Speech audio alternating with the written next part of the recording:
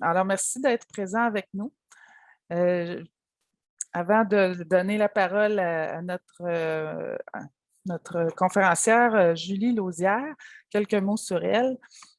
Donc, Julie est professionnelle de recherche à Vitam, Centre de recherche en santé durable, et elle est agente de planification, programmation et recherche au Centre de recherche du CHU de Québec, Université Laval.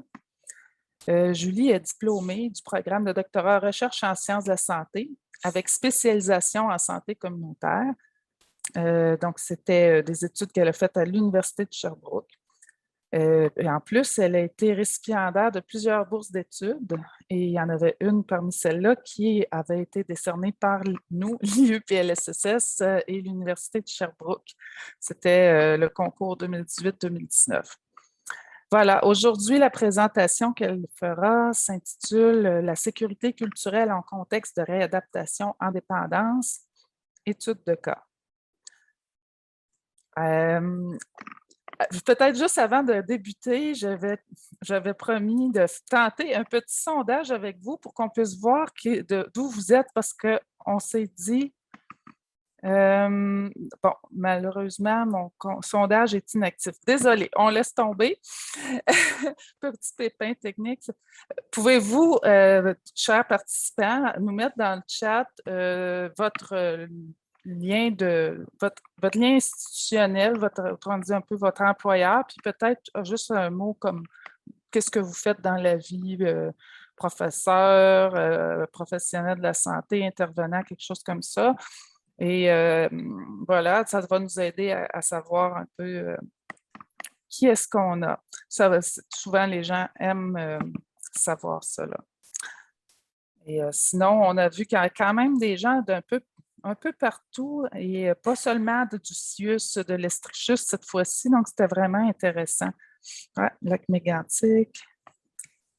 Alors, vous pouvez continuer à écrire. Julie, maintenant, va commencer parce qu'elle a une présentation d'une bonne quarantaine de minutes à nous faire. Voilà. Bon, merci Lise. Donc, je vous partage mon écran. Est-ce que c'est bon comme ça? Oui, excellent. Donc, bonjour tout le monde. Je suis heureuse d'avoir cette occasion de vous présenter mes résultats de recherche, de la recherche en fait que j'ai menée dans le cadre de mon doctorat. Puis je remercie Lise et l'Institut d'avoir organisé cet événement-là aujourd'hui.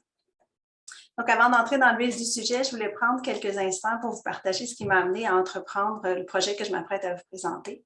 C'est un projet qui découle d'un ensemble d'expériences que j'ai vécues jusqu'ici et qui m'ont amené à m'intéresser davantage aux questions humaines, culturelles, sociales et politiques qui sont associées à la prestation de services de santé, en particulier en contexte inuit. Donc, la plus importante à mentionner ici, ça concerne un projet de nutrition dans les centres de la petite enfance de Nunavik, sur lequel j'ai travaillé pendant près de 7 ans à titre de nutritionniste et professionnelle de recherche. Ce travail-là m'a amené à faire de nombreux séjours dans plusieurs communautés du Nunavik, pour un total cumulé de près de 6 mois sur le terrain au nord. Et parce que le travail qui était réalisé, une partie de ce travail-là était réalisé dans les centres de santé, ça m'a amené à observer plusieurs des difficultés que les usagers inuits et les membres du personnel, qui sont souvent allochtones, avaient dans leur relation dans le système de santé. Cette expérience-là m'a aussi amené à sensibiliser en fait aux disparités de santé puis aux inéquités sociales et économiques entre les populations autochtones et allochtones, puis aussi à la force et à la résilience des Inuits et des peuples autochtones. Donc, c'est dans cette perspective-là que j'ai entrepris en 2015 mon doctorat à l'Université de Sherbrooke. J'ai travaillé sous la supervision d'Isabelle Gaboury et aussi de Christopher Fletcher, qui est à l'Université Laval, puis qui, ensemble, ont des expériences combinées qui touchent à l'organisation des soins de santé, aux méthodes de recherche qualitative, puis aussi à la culture, la santé, puis la guérison chez les Inuits.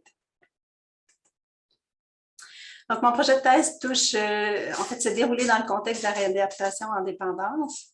On peut dire que les niveaux relativement élevés de consommation de substances psychoactives représentent une dimension qui est importante des disparités de santé entre autochtones et allochtones. Et en contexte inuit, la consommation d'alcool et de drogue représente une source majeure de préoccupation pour les familles et les organisations inuites parce qu'elle peut être à la fois une cause et une conséquence des difficultés sociales qui sont présentes dans les communautés, qu'on pense à la violence familiale, aux abus, au suicide, etc. Et plusieurs disent que cette situation découlerait ou serait exacerbée par des événements historiques et contemporains qui sont associés à la colonisation puis qui ont sévèrement marqué l'identité, la culture puis les modes de vie des populations inuites. Il y a bien sûr différentes ressources qui sont mobilisées au nord pour prévenir l'abus de substances et aussi en diminuer les impacts. Mais les initiatives et les services qui sont offerts vont varier d'une communauté à l'autre. Ils ne vont pas nécessairement couvrir tout le continuum de soins et ne rencontrent pas nécessairement le besoin ou la demande. Pardon. Donc, ça fait en sorte que de nombreux Inuits vont se retrouver dans des centres de traitement qui sont situés à l'extérieur du Nunavik, soit dans des centres autochtones ou encore dans des centres qui accueillent la population générale. La plupart des centres autochtones vont avoir recours à une combinaison d'approches courantes reconnues auxquelles ils vont ajouter des composantes culturelles qui sont le plus souvent rattachées aux traditions des Premières Nations et qui n'ont pas nécessairement une résonance ou une pertinence culturelle pour les Inuits. En ce qui a trait aux centres qui desservent la population générale, ils vont souvent se limiter aux approches courantes, dont l'efficacité puis la pertinence est parfois contestée en contexte autochtone. Puis il y a aussi la langue qui s'ajoute comme une barrière possible au traitement pour certains Inuits, en particulier au Québec, où il y a un nombre limité de centres qui offrent des programmes résidentiels en anglais ou bilingues, alors que le français constitue la langue la moins utilisée par les Inuits du Nunavik. Puis à tout cela s'ajoute aussi le fait que la prestation des services de santé et des services sociaux en contexte inuit s'inscrit dans des processus coloniaux plus larges qui ont contribué à séparer les familles, puis aussi à éloigner les gens de leurs moyens de subsistance traditionnels et de leur bien-être. Donc, en ce sens-là, les relations des Inuits avec les services de santé généraux ont été et continuent encore aujourd'hui à être influencées par des facteurs historiques et politiques dont il faut tenir compte. Je dirais qu'à l'heure actuelle, on sait peu de choses sur les expériences des Inuits dans des centres de traitement à l'extérieur du Nunavik, particulièrement les centres généraux, et aussi sur la façon dont ces centres-là jonglent avec différentes considérations qui sont propres à leur contexte pour desservir des Inuits. Donc, j'ai voulu créer avec mon projet un espace pour que des usagers inuits, des membres du personnel et des gestionnaires d'un centre général de réadaptation à dépendance puissent partager leurs expériences par rapport à ces éléments-là. Et c'était dans le but d'identifier certaines pistes pour améliorer les services qui sont offerts aux Inuits. Et j'ai choisi de le faire à partir du concept de sécurité culturelle. Donc, le concept de sécurité culturelle a été proposé à la fin des années 80 par des infirmières maoris devant le constat de la discrimination et des inéquités de santé qui touchaient les Maoris en Nouvelle-Zélande. De manière générale, on peut dire que la sécurité culturelle, ça réfère à ce qu'une personne ressent quand son identité culturelle puis sa vision du monde sont reconnues et respectées. Ça va appeler à la prestation de soins qui sont centrés sur la personne, tout en considérant le contexte de soins plus large, le contexte plus large dans lequel les soins sont offerts. On entend aussi de plus en plus parler de la sécurité culturelle, parfois sous l'appellation de sécurisation culturelle, donc ici au Québec, les deux termes étant souvent utilisés de manière interchangeable. On peut aussi mentionner qu'au Canada, la sécurité culturelle est utilisée comme un principe directeur dans les programmes de guérison pour les Autochtones, y compris dans le domaine des dépendances. Donc, la sécurité culturelle, ça repose sur des relations qui sont caractérisées par le respect, par le dialogue, par un engagement sincère de part et d'autre en vue d'un partage de pouvoir puis d'un partenariat qui est égalitaire. C'est d'ailleurs l'accent qui est mis sur la notion de pouvoir, qui serait la distinction fondamentale entre la sécurité culturelle et d'autres théories ou concepts qui ont été proposés jusqu'ici. La sécurité culturelle, en fait, ça encourage la participation active des usagers dans les décisions de soins en mettant l'emphase sur l'autodétermination puis l'autonomisation des usagers puis des collectivités autochtones. Et une façon ici de redonner le pouvoir aux usagers, c'est de considérer que c'est les personnes ou les groupes qui sont susceptibles d'être en insécurité qui sont les seuls à pouvoir déterminer si les soins qu'ils reçoivent sont culturellement sécuritaires ou non. Pour arriver à la sécurité culturelle, ça nécessite de mettre en place donc, des conditions facilitantes, puis aussi d'effectuer des changements dans les organisations et dans la société, notamment à travers la réflexion critique. Il y a plusieurs auteurs qui ont souligné la difficulté de comprendre puis d'opérationnaliser la sécurité culturelle dans la pratique, notamment en raison des chevauchements qui existent entre différentes théories et concepts associés à la culture. Ce que je vous montre ici, en fait, c'est la façon dont moi, j'en suis arrivée à la comprendre puis à me représenter les choses sur la base de mes lectures et de mes travaux.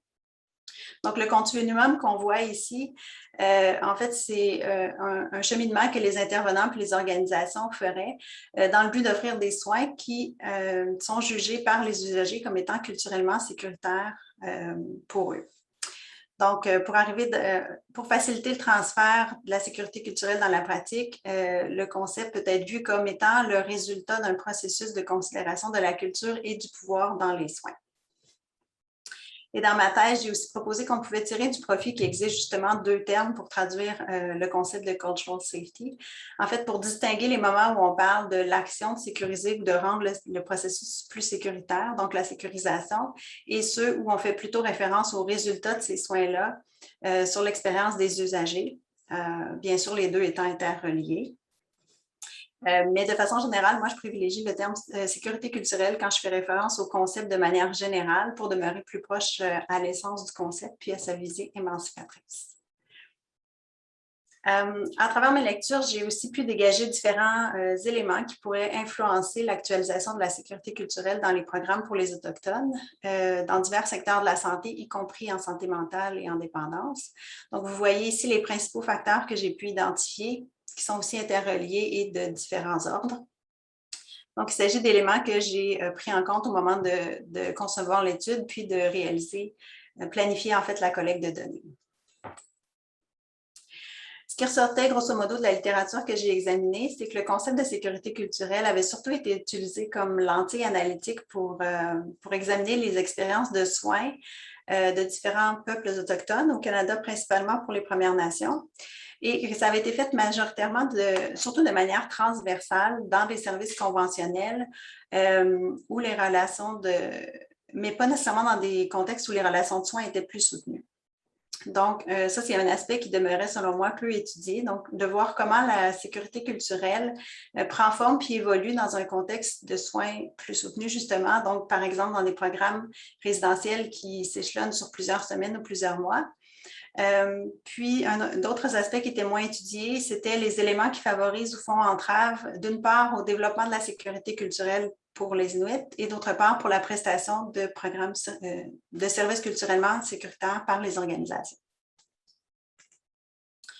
Donc, j'ai bâti mon projet de thèse autour des 4 objectifs que vous voyez ici, qui visaient essentiellement à explorer les perspectives et expériences d'usagers inuits, d'intervenants et de gestionnaires d'un centre offrant des programmes résidentiels de réadaptation en dépendance pour apporter des éléments de réponse aux éléments que je viens de vous parler. Donc, pour répondre à ces objectifs-là, j'ai réalisé une étude de cas qualitative. Et le cas qui était examiné, c'était un centre privé conventionné qui est situé au Québec puis qui offre des programmes résidentiels de réadaptation généraux qui sont utilisés par des Inuits.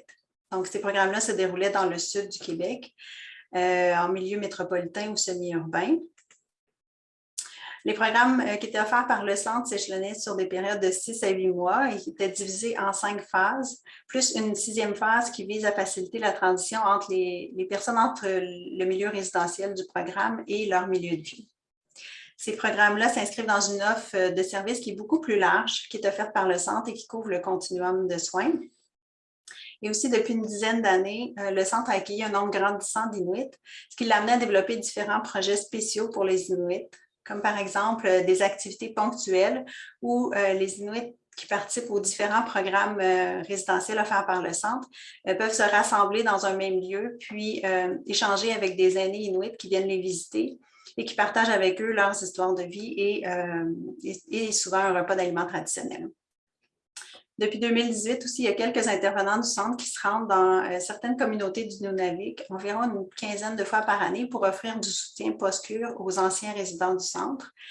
Puis bien sûr, ça, c'est le portrait au moment où moi, j'ai fait la collecte de données, donc avant la pandémie. Ces activités-là peuvent avoir un peu été modifiées par les circonstances depuis. Le modèle de soins qui est utilisé par le centre qui a participé à l'étude, c'est la communauté thérapeutique, donc qui repose essentiellement sur l'entraide entre les membres, puis aussi sur un accompagnement individuel des résidents par des membres du personnel. Au cours de leur démarche, les usagers sont invités à se soutenir mutuellement dans le développement ou le renforcement d'un ensemble de compétences qui sont jugées utiles pour mieux gérer les situations difficiles de leur quotidien sans avoir recours à l'alcool ou aux drogues. C'est donc une approche qui est basée sur l'abstinence. Les programmes sont très structurés autour de routines et d'horaires particulier et aussi autour d'une organisation sociale qui repose sur la progression ou le cheminement des résidents dans le programme. Les programmes sont aussi spécifiques au genre, puis sont bilingues. Donc, la collecte de données que j'ai réalisée s'est déroulée sur une période d'environ 2 ans. En fait, c'est terminé tout juste avant la pandémie. Et pendant cette période-là, j'ai réalisé plus de 700 heures d'observation participante, au cours desquelles je partageais le quotidien des résidentes dans 2 programmes pour femmes. Et puis, lors de mes visites, je passais aussi du temps avec les membres du personnel. Ces visites-là m'ont permis d'observer différents types d'activités, bien sûr, et d'interagir avec une grande variété d'acteurs, y compris 32 résidents inuits et 4 aînés inuits. En plus de ça, j'ai fait des entretiens semi-structurés avec des usagers inuits, des membres du personnel et des gestionnaires pour explorer justement leur expérience au centre, puis aussi approfondir différents aspects de la sécurité culturelle. Avec les usagers inuits, j'ai aussi utilisé le dessin pour stimuler des échanges un peu différents de ceux qui étaient engendrés par les entretiens plus formels ou encore les discussions informelles qu'on avait. Et ensuite, suivant une période où je me suis concentrée sur l'analyse, j'ai fait des activités de validation avec des personnes qui appartenaient aux 3 groupes de participants dont j'ai parlé, dans le but de partager avec eux mes résultats et interprétations préliminaires et d'obtenir leur rétroaction. Donc ici, j'ai fonctionné avec des modèles visuels ou des schématisations avec les membres du personnel. Puis, j'ai stimulé la discussion avec les usagers inuits en utilisant un jeu de serpent à échelle que j'ai adapté pour les besoins du projet. Donc, les personnes qui ont participé aux entretiens semi-structurés puis aux activités de validation ont aussi rempli un court questionnaire. Donc, ça me permet ici de vous présenter un peu leur profil. Il s'agissait principalement de femmes d'âge varié. Pour les résidents inuits, la majorité était originaire du Nunavik et 2 habitaient dans le sud du Québec depuis au moins 2 ans. Puis, les 2 tiers des résidents inuits avaient déjà fait un programme de traitement par le passé, soit au centre ou encore dans une autre organisation. Du côté des intervenants et des gestionnaires, tous étaient des allochtones. Environ les 2 tiers avaient déjà eu des problèmes de consommation de substances psychoactives et certains étaient d'anciens résidents du centre également. Donc, j'en arrive maintenant à vous présenter ce qui est ressorti de toutes ces observations et rencontres. À titre de rappel, je vous remets ici les objectifs généraux de la thèse. Donc, le premier objectif qui était de voir la perspective des différents groupes d'acteurs, je l'ai fait de manière transversale. En fait, je l'ai pris en compte dans l'ensemble des analyses, puis je le rapporte de manière transversale dans la présentation, comme je l'ai fait dans les articles de ma thèse. Donc, pour la première partie des résultats, je vais surtout m'attarder à l'actualisation puis à l'évaluation de la sécurité culturelle pour les Inuits dans les programmes, puis au contexte et pratiques qui favorisent ou faisaient obstacle à leur sécurité culturelle. Donc, je suis partie ici avec la perspective des Inuits, puisque c'est eux qui peuvent juger ce qui est culturellement sécuritaire ou non pour eux. Puis, ensuite, j'ai utilisé aussi celle du personnel et les données d'observation pour pouvoir mettre en lumière différents contextes ou dynamiques relationnelles dans le programme. D'entrée de jeu, ce qu'on peut dire, c'est que tous les résidents qui arrivent au centre ont un choc à leur arrivée parce qu'ils entrent dans un environnement qui leur est inconnu, un peu comme arriver sur une autre planète où ils sont exposés à un langage et à des routines bien particulières. Mais le choc est d'autant plus grand pour les Inuits qui arrivent du Nord, particulièrement s'ils avaient peu ou pas d'expérience au Sud ou encore peu d'interactions soutenues avec des non-Inuits. Plusieurs Inuits m'ont d'ailleurs dit que ça leur avait pris de 2 à 3 mois avant de commencer à se sentir à l'aise au centre puis à utiliser les outils thérapeutiques qui leur sont proposés. Donc, ce qui n'est pas négligeable puisque ça correspond au tiers, voire à la moitié de leur programme. Tout au long de leur parcours, les résidents inuits naviguaient en différentes situations qui leur faisaient vivre plein d'expériences et d'émotions, parfois négatives, parfois moins. Et donc, j'ai regroupé tout ça en 6 grands thèmes que je vais vous présenter brièvement.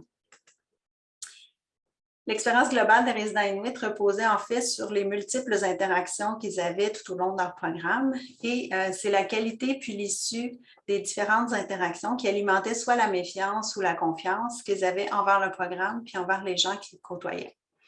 Donc, les systèmes dont je viens de parler peuvent être placés d'un côté ou l'autre du continuum selon la façon dont ils influençaient l'expérience des Inuits. Un premier élément positif dans leur expérience, c'était le fait d'avoir d'autres résidents Inuits avec eux en même temps dans le programme. Le fait d'avoir des pairs Inuits, spécialement à l'arrivée, c'était précieux pour eux et ça les aidait à se sentir plus à l'aise et en sécurité. Le fait d'avoir des conversations ensemble pouvait être considéré comme plus confortable parce qu'ils parlaient le même langage. Et ici, je fais référence non seulement au fait qu'ils pouvaient avoir des conversations en inuktitut, donc leur langue maternelle, mais aussi au fait qu'ils partageaient un vécu collectif qui les amenait à avoir une compréhension commune de la situation passée et présente des Inuits. Et donc, il n'y avait pas le même besoin d'expliquer tout en détail les choses comme ils avaient à le faire avec les non-Inuits. Les résidents Inuits appréciaient aussi toutes les occasions qu'ils avaient d'être ensemble, y compris donc les activités spéciales où les aînés Inuits venaient les visiter. Mais ils déploraient le fait que certaines personnes dans la communauté thérapeutique pouvaient percevoir ces activités-là comme des privilèges pour les Inuits ou encore ne pas reconnaître la valeur thérapeutique que ces activités-là avaient pour eux. Ce qui m'amène à parler de l'élément suivant, qui était la méconnaissance et les perceptions erronées qui pouvaient contribuer à alimenter la méfiance et la fermeture des Inuits. Dans la perspective des Inuits, le personnel et les résidents non-Inuits avaient une connaissance et une compréhension très limitée de l'histoire et des façons de faire des Inuits, de la vie qu'ils ont, puis aussi des ressources qui existent dans leur communauté. Du côté des membres du personnel, ils reconnaissaient aisément cette méconnaissance qu'ils pouvaient avoir, puis le fait que ça pouvait parfois les amener à porter des jugements et aussi influencer certaines de leurs interventions.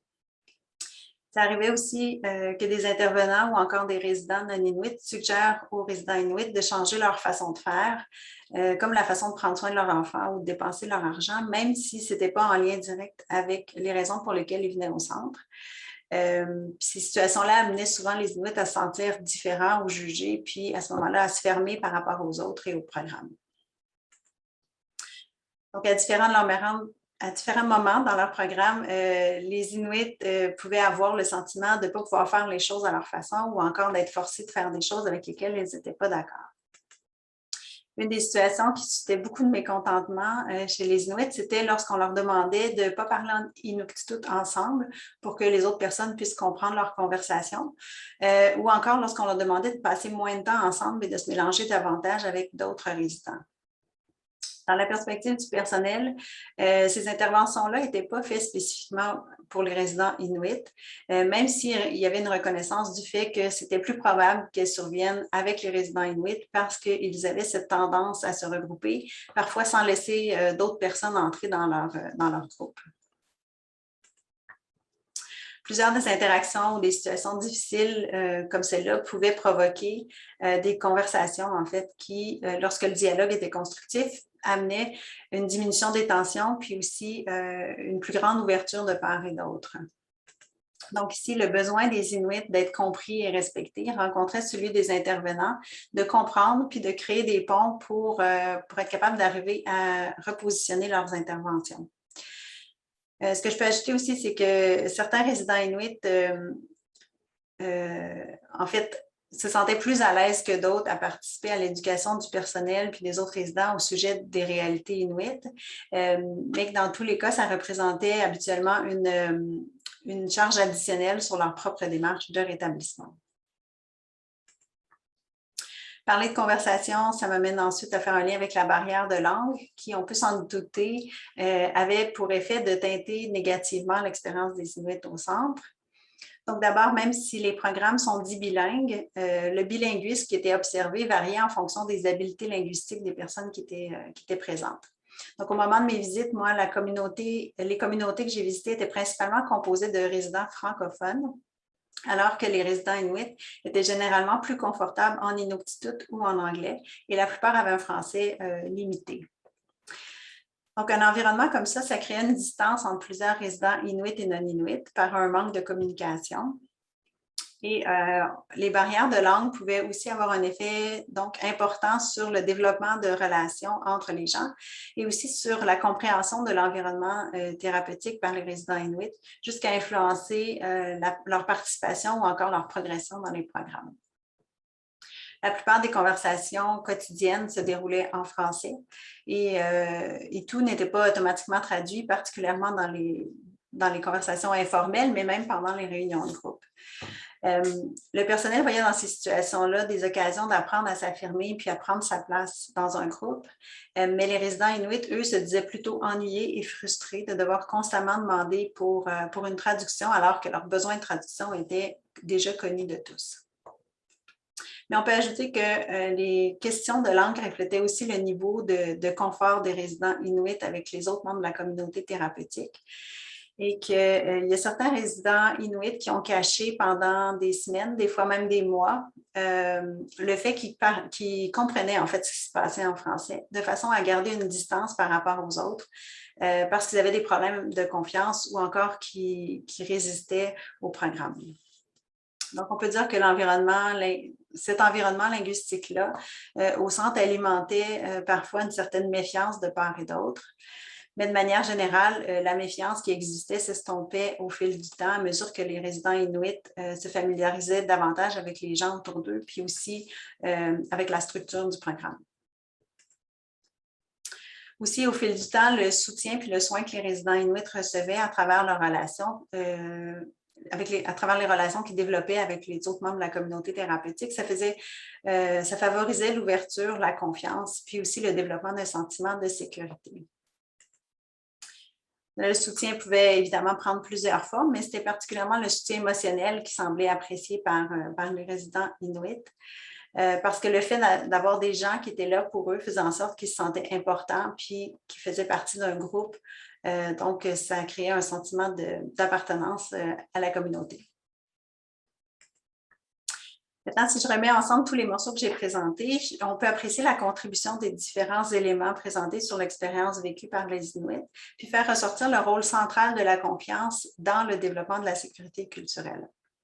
Même si ici la représentation est très linéaire, il faut dire que l'expérience des Inuits et le processus de développement de la sécurité culturelle, eux, ils ne le sont pas. Puis, en fait, c'est pour ça que j'ai monté la présentation de façon à faire des allers-retours de chaque côté de ce continuum-là, justement pour faire ressortir cet aspect dynamique-là qui était important. Maintenant, je vais passer à la deuxième partie des résultats en lien avec le quatrième objectif, donc les facteurs qui facilitent ou limitent la prestation de programmes culturellement sécuritaires. Puis ici, je vais davantage m'appuyer sur les propos des intervenants et des gestionnaires, mais tout en gardant en tête la perspective des Inuits sur ce qui est culturellement sécuritaire ou non pour donc ce que j'ai déjà présenté dans la première partie. Donc, à partir d'une analyse inductive, j'ai identifié 10 catégories de facteurs qui étaient susceptibles d'influencer l'actualisation de la sécurité culturelle dans le contexte du centre. Puis, je les ai catégorisés ici en utilisant certains modèles issus des sciences de l'implantation. Comme le temps est limité, je vais vous présenter seulement une catégorie de facteurs par niveau. En commençant avec le niveau individuel. Donc, on pouvait voir qu'à l'intérieur des programmes, il existait une distance socioculturelle qui était plus ou moins grande entre les personnes selon les expériences de vie de chacun. Et plus cette distance socioculturelle était grande, plus c'était associé à plus de méconnaissance, de choc culturel ou de valeurs, plus de jugement ou de méfiance, à la fois chez les Inuits et les non-Inuits. Et donc, ici, les qualités et habiletés personnelles et relationnelles, en particulier celles des membres du personnel, permettaient de favoriser des rapprochements, puis de créer des relations plus harmonieuses entre les gens et donc de réduire cette distance-là. Il y a plusieurs éléments qui ont été mentionnés en lien avec ça, que je vous en ai mis quelques-uns sur la diapositive, comme l'ouverture, le respect, l'humilité, mais il y en avait d'autres aussi, comme le niveau de confort avec les silences, le fait d'utiliser l'humour pour faciliter la relation, le fait d'être prêt à s'investir émotionnellement aussi dans la relation. Au niveau des programmes, la flexibilité de l'approche thérapeutique ressortait beaucoup des propos des intervenants et des gestionnaires que j'ai rencontrés. Si au début de l'existence du centre, les programmes étaient décrits comme étant très rigides, ils ont beaucoup évolué, puis même certains Inuits qui avaient fait plus d'un programme pouvaient en témoigner. Le personnel m'a parlé beaucoup des accommodements qui ont été faits pour mieux répondre à la population qui desservent. Puis je vous donne 2 exemples ici pour les Inuits. Donc, il y a des accommodements qui ont été faits pour faciliter l'arrivée et l'admission des Inuits, notamment d'assurer leur transport entre l'aéroport et le centre, et aussi de les admettre même s'ils avaient consommé de l'alcool dans l'avion, alors que de façon générale, les résidents sont attendus au centre par leurs propres moyens et doivent arriver sobres. Il y a aussi la mise en place des activités de groupe qui sont réservées pour les Inuits qui leur permettent justement de rencontrer les aînés, manger des aliments traditionnels et parler ensemble en Inuktitut, qui est un ajout en fait qui a été fait par le centre. Les principales limites à l'adaptation du programme, en fait, qui ont été décrites par le personnel, ça touchait essentiellement le cadre réglementaire, donc notamment tout ce qui touchait aux enjeux de sécurité et aussi l'intégrité de l'approche thérapeutique. Ensuite, au niveau organisationnel, plus spécifiquement des ressources humaines puis du développement professionnel, on peut mentionner que les membres du personnel arrivaient au centre avec peu ou pas d'expérience auprès des Inuits et qu'ils apprenaient majoritairement au contact des Inuits. Aussi, même si le centre pouvait compter sur une main-d'œuvre qui est diversifiée, notamment en termes d'âge, de formation, d'expérience de vie, il n'y avait aucun membre du personnel qui était Inuk. Et ça représentait une lacune aux yeux à la fois des Inuits et des membres du personnel, parce que les deux estimaient que des intervenants Inuits pourraient mieux comprendre les expériences des résidents Inuits, puis aussi aider le personnel et le centre à offrir des services qui seraient mieux adaptés et plus efficaces pour répondre aux besoins des Inuits. Le recrutement de personnel Inuit était un objectif du centre, en fait, mais ça représentait un défi de taille pour plusieurs raisons, notamment le bassin limité de personnes qualifiées auxquelles le centre peut avoir accès et aussi le manque de compétitivité du marché de l'emploi dans le sud. Donc, le centre pouvait quand même s'appuyer sur le travail d'un intervenant alloctone qui avait une longue expérience de travail avec les Autochtones. Donc, ça, c'était quelque chose qui était positif. C'est lui qui chapeautait la petite équipe d'intervenants qui étaient davantage investis dans les projets spéciaux pour les Inuits et qui soutenaient le personnel et les gestionnaires des différents programmes sur les questions qui touchaient les Premières Nations et les Inuits. Le travail de cette personne-là était d'ailleurs particulièrement apprécié par les Inuits. Mais reste que dans l'organisation, le transfert de connaissances à l'intérieur du centre demeurait limité puisque le plus gros de la formation et du soutien reposait sur des initiatives individuelles ou encore des échanges informels, le plus souvent après des situations spécifiques qui étaient survenues dans les programmes. Maintenant, au niveau des facteurs systémiques, l'influence du climat politique, relationnel et de financement ont été discutés par certains participants en relation avec la capacité du centre à fournir des services culturellement adaptés pour les Inuits. Ici, dans la perspective du personnel, la volonté d'autodétermination de la part des communautés et organisations inuites pour que les services soient développés par et pour les Inuits faisait en sorte qu'il y avait des opportunités puis une ouverture, en fait, à la collaboration qui était plus limitée face aux organisations du Sud. Et donc, le personnel regrettait que cette situation limitait la capacité du centre à poursuivre le travail qu'ils avaient déjà commencé pour développer des relations de confiance avec un nombre quand même grandissant d'Inuits et aussi ça limitait leur capacité finalement à mettre en place des projets pour mieux les soutenir pendant et après leur passage au centre.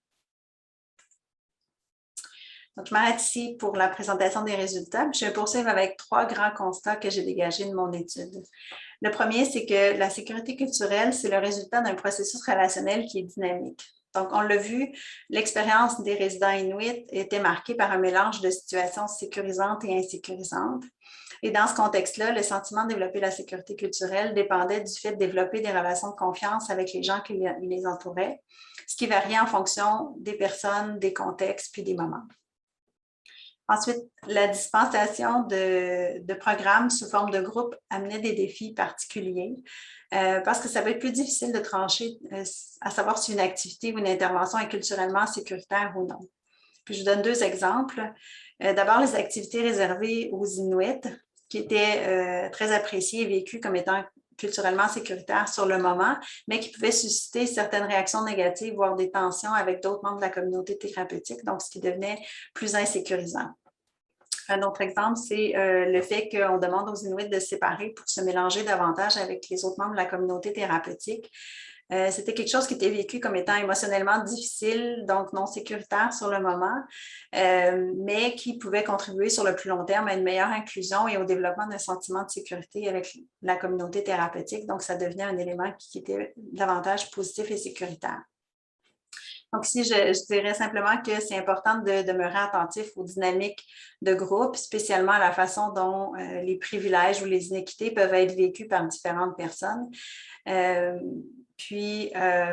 En fait, la façon aussi dont certains éléments comme la méconnaissance puis la barrière de langue peuvent influencer les relations puis la façon dont les décisions sont prises dans la communauté ou dans le groupe.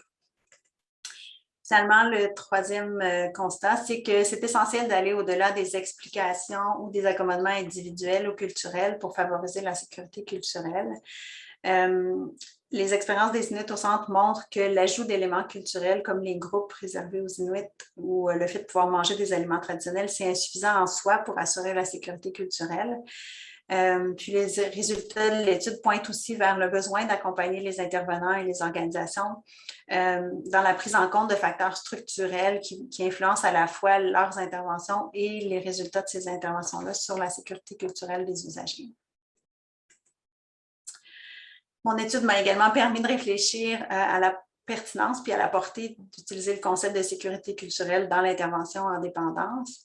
Donc, on peut mettre ici d'abord en relation l'aspect relationnel et dynamique de la sécurité culturelle avec l'importance de développer une relation thérapeutique pour le succès des interventions. Et le fait que la sécurité culturelle invite à créer un climat de sécurité pour les usagers et à leur offrir aussi des services en considérant les différences individuelles plutôt qu'en les ignorant. Ça rejoint des postures humanistes et centrées sur la personne qu'on retrouve déjà dans l'intervention en dépendance. Ensuite, en appelant les acteurs à considérer les enjeux de pouvoir, puis le contexte plus large dans lequel les soins sont prodigués, la sécurité culturelle permet de prendre en compte les traumatismes historiques puis la violence structurelle qui touche les peuples autochtones. Et en ce sens-là, donc, elle devient complémentaire aux approches sensibles aux traumatismes qui sont déjà favorisées dans l'intervention, spécialement auprès des femmes. Il faut cependant demeurer attentif au fait qu'il pourrait avoir des effets pernicieux à utiliser le concept de sécurité culturelle. En fait, c'est important de s'assurer qu'on l'utilise de façon à reconnaître puis à contextualiser les défis, dans ce cas-ci des Autochtones, en regard des réalités qu'ils vivent, mais sans toutefois les victimiser en raison des circonstances ou des injustices qui en découlent.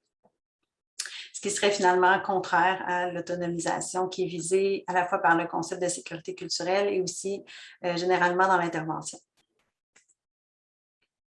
Donc, je termine ici en vous présentant quelques pistes d'amélioration que j'ai dégagées pour répondre à l'objectif général de la thèse, puis aussi adresser les principaux constats qui en sont issus. Et je dirais que mes observations s'ajoutent à ce qui est déjà dans la littérature, mais qui suggère qu'il faille adopter une approche globale, puis aussi effectuer des changements à plusieurs niveaux de façon simultanée pour améliorer la sécurité culturelle et l'équité dans les interventions et dans la société plus largement. Et aussi que pour que des changements réels surviennent, il faut aller au-delà des bonnes intentions, puis il faut vraiment réaliser des actions qui sont significatives et productives pour rompre le statu quo qui permet finalement la reproduction des inéquités. Donc, par exemple, si je commence dans le bas du tableau, Ça implique pour les organisations et les acteurs de s'interroger sur leur propre culture, sur leurs biais et a priori, et aussi sur leurs privilèges et pouvoirs et l'impact qu'ils peuvent avoir sur le développement de relations. Au niveau des programmes et des organisations, il y a lieu de créer aussi des espaces ou des lieux de réflexion collective et d'échange qui vont être constructifs sur les éléments qui influencent en fait les dynamiques relationnelles et le développement de la confiance entre les différentes personnes. Donc, avec les usagers, mais aussi entre les membres du personnel, avec les partenaires, etc. Pour pallier à la méconnaissance face aux réalités autochtones, puis aussi favoriser la réflexion critique, le fait de bonifier la formation des intervenants, des futurs intervenants peut aider. Et aussi le fait d'avoir dans les organisations des structures qui vont favoriser à la fois la formation et l'apprentissage organisationnel relativement, par exemple, à la sécurité culturelle, ça va être des éléments favorables. Puis, avec la sécurité culturelle aussi, on insiste sur le fait que c'est important de favoriser une participation active, donc des personnes et des organisations inuites, autant dans la conception, la prestation, puis l'évaluation des soins que dans la formation du personnel alloctone par rapport, encore une fois, aux réalités autochtones. Enfin, on peut mentionner que la création d'un climat de confiance qui est d'importance pour la sécurité culturelle passe aussi par des transformations sociétales et structurelles qui permettraient en fait de redéfinir les relations entre autochtones et allochtones. Et donc, dans ce contexte-là, de s'attaquer au racisme et à la discrimination systémique envers les autochtones, ça apparaît comme être un élément incontournable pour renforcer la confiance des Autochtones envers les institutions allochtones et aussi pour créer des conditions favorables à une confiance mutuelle qui va permettre l'établissement de partenariats égalitaires et productifs. Donc, avant de passer à la période d'échange, je voudrais simplement remercier les personnes et organisations qui ont contribué à la fois à mon parcours doctoral et à la réalisation du projet. Donc, en plus de mes directeurs, je voudrais faire un remerciement spécial à la direction du Centre Portage qui m'a grand ouvert ses portes puis qui a facilité la conduite de ce projet-ci. Puis aussi de remercier le personnel, les gestionnaires, puis les résidents du centre qui m'ont accueilli dans mes différents séjours. Donc voilà, et je vous remercie pour votre attention.